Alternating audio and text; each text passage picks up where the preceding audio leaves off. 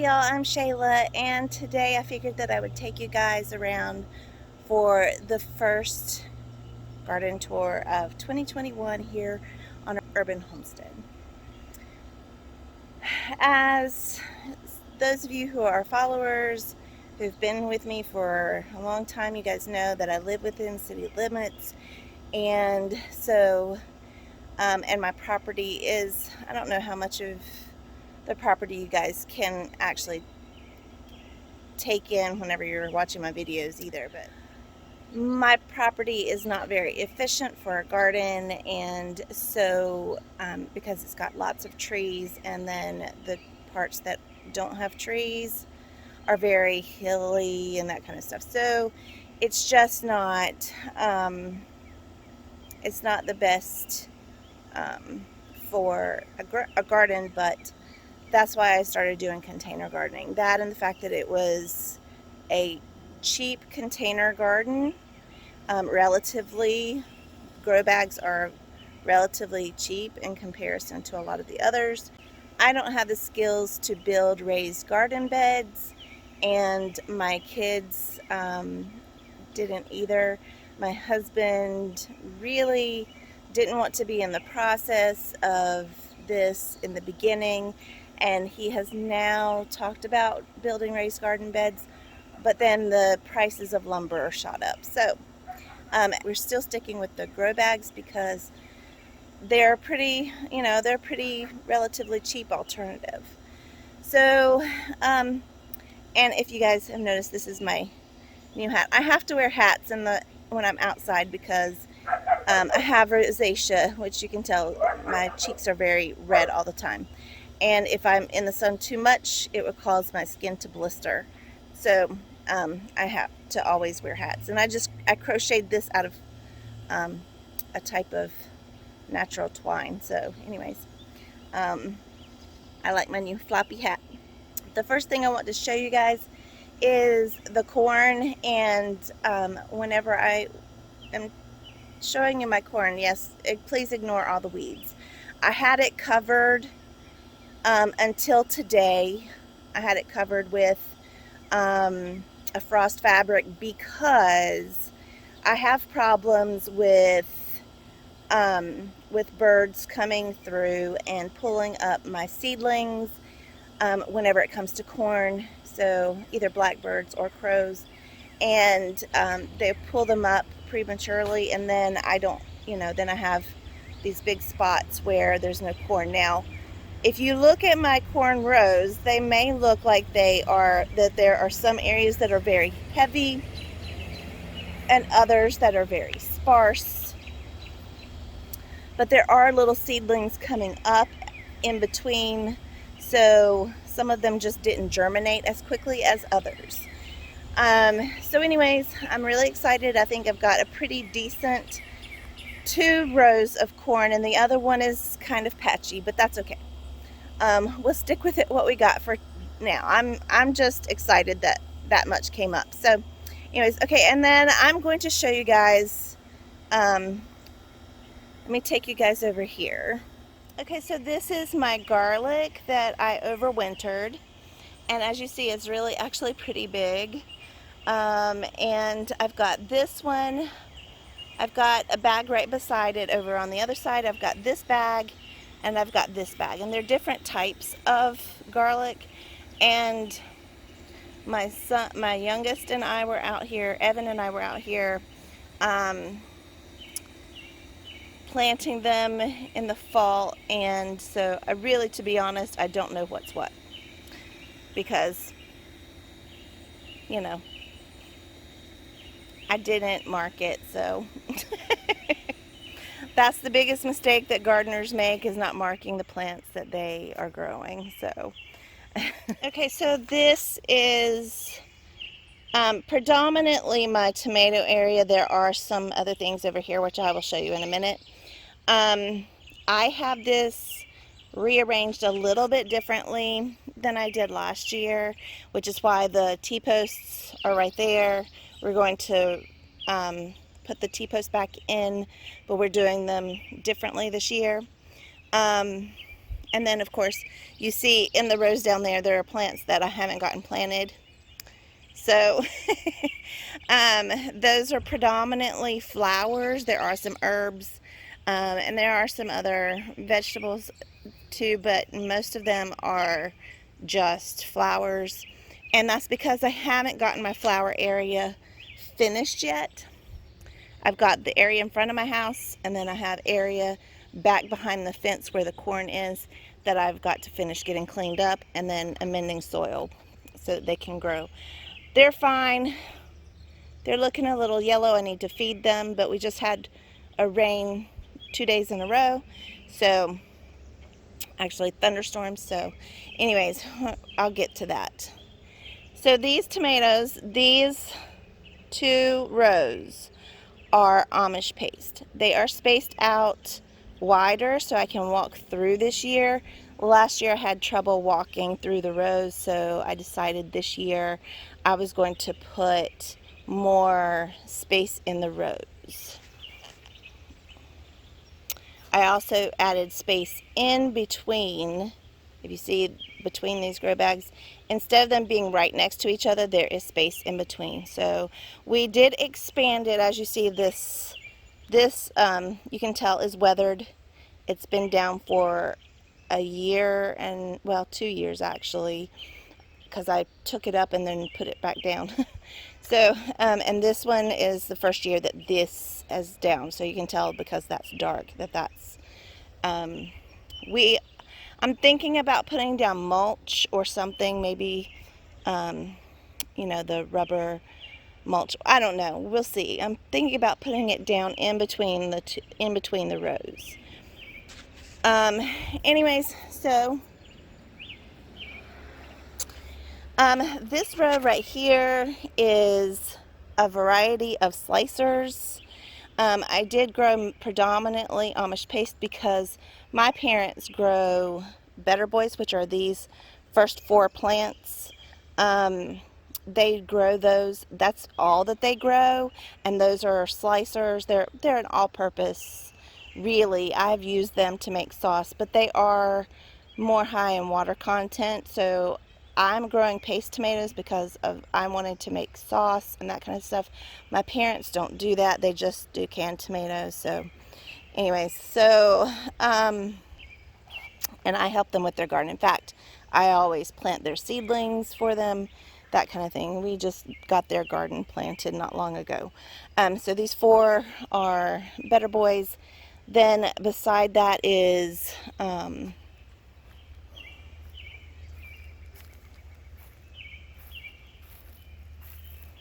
right here we have Black Beauty, and I've got 2 of those plants. Then right here is a Dr. Wykes, and I've got 2 of those. And then I've got the Chadwick Cherry, 2 of those, and Black Cherry. I've got 2 of those. Then these right here in the smaller bags, these are determinate tomatoes. I've got Roma, Brickyard, which is actually these are Brickyard. This one is Roma. Then I have Bella Rosas right here. Those are from Haas Tools. The Brickyard, the Bella Rosa, and then here are Tachis, and they are from Haas Tools. And I have not grown these varieties before. They're supposed to be really prolific. They are determinate, so they don't need as big of a bag as the others, the determinate tomatoes. Because they will grow to a decent size, but they're not going to grow as big. And then they will put their fruit on all at once, and then they'll be done. So I've got those in. Then I have tomatillos. I had actually wanted to have the green tomatillos and purple tomatillos this year, but for some reason my green tomatillos did not survive, so I have 4 of the purple tomatillos. Then over here we have are cucumbers, and I'm going to trellis these. So I have 2 plants per bag. These are Calypso, which are from Haas Tools, and these are Max Pack, which are from Haas Tools. And then I have these 2 that are Dar, and they're from Baker Creek. Actually, I've heard good things from all of them. They're supposedly all really good producers, and I'm really hoping to do a little bit of pickling this year, so we'll see. I may find out that I need more than 2, but if I do, that's fine. These are my okra. I've got 3 jambalaya, and that's from Haas Tools. And then I've got 3 Clemson spineless, and those were from Baker Creek. I've got my straight neck squash here.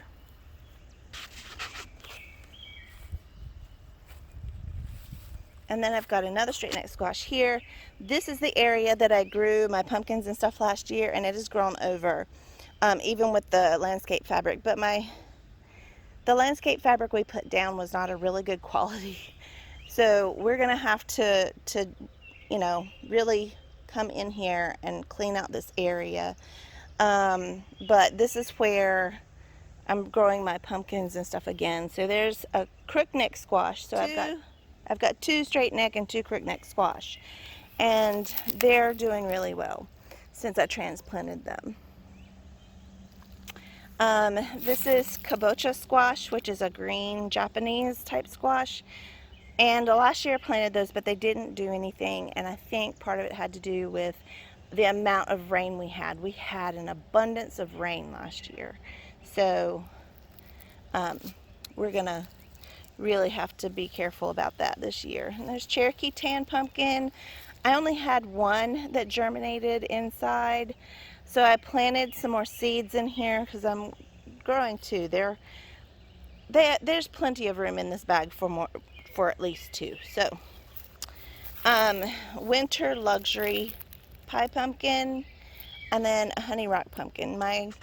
I do have watermelon. They're not over here yet, but I do have 3 different types of watermelon. My extra squash, and I've got some cilantro there, some lemon mint, and tomato plants. I need to dump the water out of those. That's from the rain that we had yesterday. We had it was a huge downpour. So anyways, okay, so these are Blacktail Mountain watermelon, and then I have Charleston Gray right here, and then over here I have Crimson Sweet, and then I have Tender Sweet Orange. And then beside this tree right here, these are my potato plants, and as you see, they're growing. To add some soil to these bags to cover up where any potatoes might be growing so that they don't get in contact with the sun, but they're doing great. And then I have my comfrey that's in a bag over here. This is where I had everything set, so it's kind of messy and I've got to clean it up. This is my lemon balm that has come back this year. Okay, this area over here, I'm gonna make that my herb area, and that bag right there is gonna be in sweet potatoes. So once I get done letting the pollinators have its way with that, I'm gonna pull that kale, and that's where I will plant my sweet potatoes, and then this area is going to be cleaned up, and we're going to put my herbs and all that over here. My sage right here, as you can see, my sage is blooming, and it's really pretty. My chives are blooming, and the bees are enjoying that as well. And then my mint is right over here. I've got 2 different types in the same bag, but it looks like only 1 type has come back. I had chocolate mint and peppermint in there, so we'll see.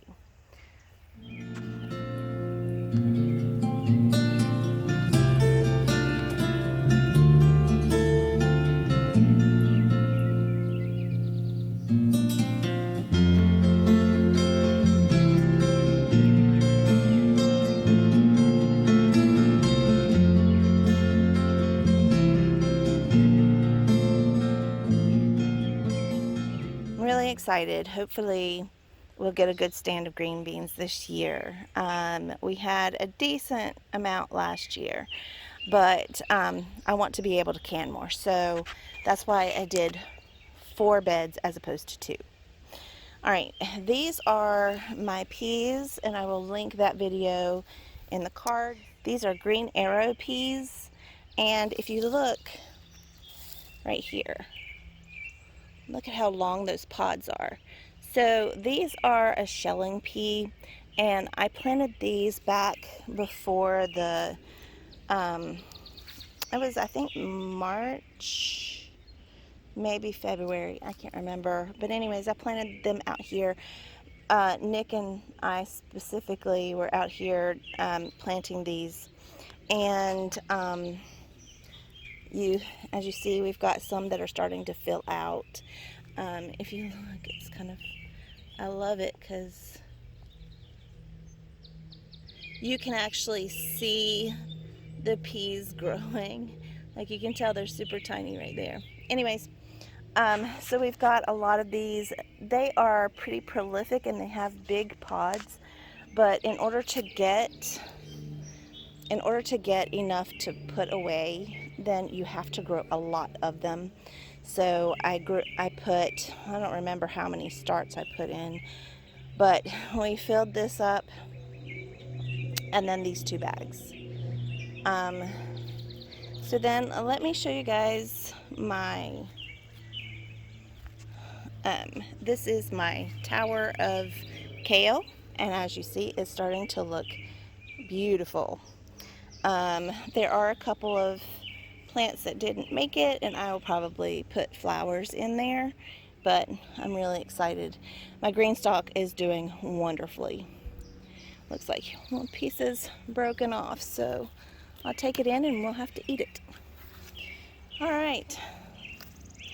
Okay, so out here in my front yard, this is where it gets the most sun, and so the most direct sun.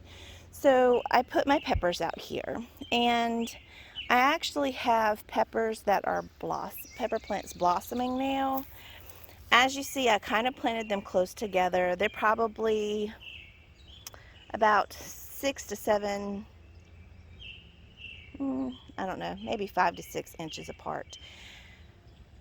They don't mind being planted close together, and people who tell you they have to be really far apart, or even whatever, I've planted them all next to each other and they did fine. So this year my plants look better than they did last year, so I'm starting with better plants. So I should see a much better harvest this year. I'm excited about that. But I have all sorts of types. I've got, I'll show you one that I really am excited about. My kids are excited about this one though first. I'll show you this one. This one right here is a Carolina Reaper, and they're really excited about that one. Me, not so much, but they're excited. All right, so the one that I'm excited about, let me see if I can find it. Oh, right here. Look at that, it's got variegated leaves. This one is called a candy stripe. It's actually a hybrid, and it's a sweet pepper. I do have some fish peppers that are planted, and their leaves are generally variegated, but I haven't seen any variegation in them this year. So that's the only one that I've seen variegation in, but I have lots of peppers. I've got Aihi pineapple, I've got the Murasaki purple, which have purplish leaves, which I'm excited about. I've got jalapenos, I've got banana pepper. Some of these, most of these, I planted from seed, but there are a few that I did not. These in this bag, they're poblanos and some cayennes that I did not grow from seed. There was one cayenne that I did grow from seed, but the others I did not, because they just didn't germinate. So poblanos didn't germinate, so I bought some starts. My Carolina Reaper I didn't, my sweet candy I did not, And I believe that's it for the peppers, because all my jalapenos I started. Okay, here's fish peppers right here. You see, these are fish peppers, and they're supposed to be variegated, and there's a little tiny bit of variegation on this one leaf right here. And this one looks like it's starting to get a variegate.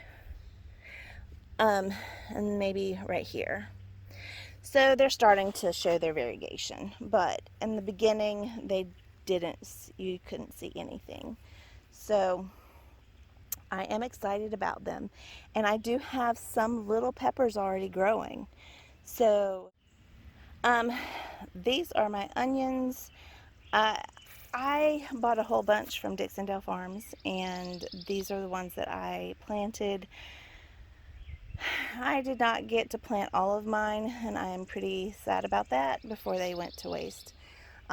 It just, the weather was horrible here. It was raining too much, and I just didn't feel like it was a good time to plant, but I probably should have. But anyway, so these are the ones that, this is my first time growing from Dixondale Farm, so I'm excited to see what they do. They look like they are growing lots of little leaves and stuff in there extra, so the more of the green leaves that they make, the more rings it makes on the onion. And I believe that some of them are getting ready to start bulbing. In fact, that one looks like it's starting to bulb right now. So okay, so as you guys see, I have expanded my area, my growing area, quite a bit. I have a whole area for corn. I have extra room for my tomatoes and cucumbers and okra. And then I expanded the area where I was growing beans, and now I'm growing onions over there, and I'm growing peppers out in front of there. So I've expanded that whole area, and then I'm going to have an area for sweet potatoes and herbs. So and then the regular potatoes are probably going to stay over there near my tree, to be honest. It's probably where they're going to stay. So anyways, it's kind of hot outside now, especially with this hat on, and so I'm getting ready to go inside. But thank you guys so much for spending time with me today, and we'll see you soon.